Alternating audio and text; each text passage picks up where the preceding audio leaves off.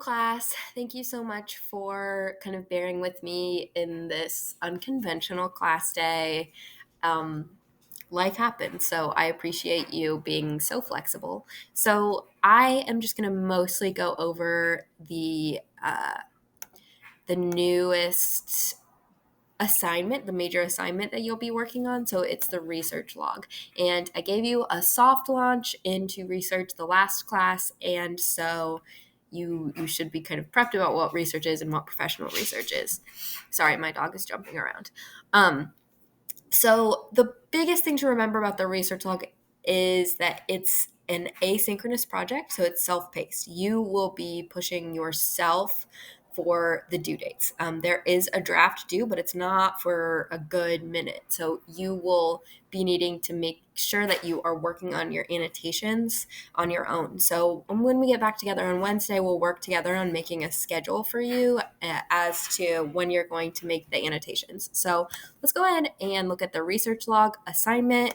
It's in Canvas under assignments for this week, and it looks like this. So the scenario is that you are going to prepare a dossier of annotations for Arizona State Career Services on basically the biggest workplace issues going on now. And these were selected by you. So I'm so sorry if yours was not in the top four, but these are the top four issues that you will be working with. I cannot emphasize this enough. Please pick one that you're interested in because you will be working with these four issues. Everything is going to build on each other. So you will be doing two other major projects based on the research that you do in this project. So pick a topic that you feel like you're not going to be knocking your head against the wall by the end of the semester because you picked a topic you're not that into. So you'll select one of these and then you will do a deep dive and research that issue. So you will be turning in 18 annotations. The annotations are going to look like this. So you'll have, first of all, you'll have at least 5 popular, 5 scholarly, and 5 news sources. So we talked about that last week, what those look like. And they need to be current. So they need to be from no later than 8 years ago. So try and look at the most relevant research. And then they need to be an APA. So I will show you some slides in a second that will help you with APA, but of course the Purdue OWL is the best place to look for that. So you just needed a citation, and then following that citation, you will have a 1 to 2 paragraph description of the source. So you're giving us an overview of the source. Again, on Wednesday, we'll talk a little bit more about kind of the best ways to skim articles to look for pertinent research. But here are some questions to help you talk about the source.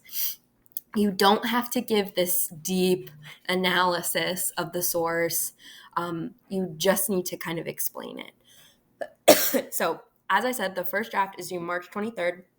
And I know that sounds so far away, and that's because it is, but it will sneak up on you if you do not have kind of a scaffolded approach to researching these. So your final draft is due April 4th, March 23rd, April 4th. Remember those due dates as you continue to research. So let's see what else I want to talk about. Yeah, so I would aim for 2 annotations a week to stay on track. If you want to do more, we were going to do one in class today, so this you might want to go ahead and practice. Feel free to come to my office hours and talk to me about if the annotation looks strong as well researched. So we will have time. We'll talk about it in class some more to kind of make sure that it is the correct amount of kind of summary. And then the other 2 projects, as I said, that will draw on that is the report and then proposal. And those are group projects. So you will be kind of combining your research as a team moving forward. So then if you want to click through these slides, you'll be able to see, remind yourself about APA. And there's an example of each kind of biggest hit of the sources that you'll be citing, but have fun with the sources. Again, pick sources that are interesting to you. Even though you might feel that an online journal is so boring, find sources that are intriguing because the issue that you selected is intriguing. So here we were going to practice. So you might want to take some time since you have some free time today to practice that annotation. And then if you would like to send it to me for feedback, as I would have been walking around, please send me an email with with your first annotation, and I can tell you how it looks. So then here is an example annotation. So up here you can see a APA citation, and then right next to it there is a paragraph or two paragraphs that overview. So here we have the major argument. You want to make sure you've got kind of a thesis, and then here you're moving on. This is one of the major points, and then it's a definition of that major point. And then lastly, why does this matter? So this concept was revolutionary to the field. You should be picking something that's relevant and then be able to back up why it's relevant. So once again, I want to remind you to be thinking of your audience in that modern rhetorical triangle. When you pick sources, you want to pick sources that will be trustworthy to that audience.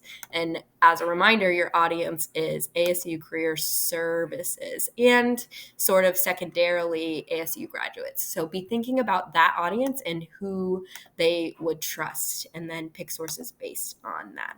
So then we were going to spend some time sharing your emails and memos, but I'm so excited to read them, and I am sure they were fabulous, and I will give you your grade back as soon as possible.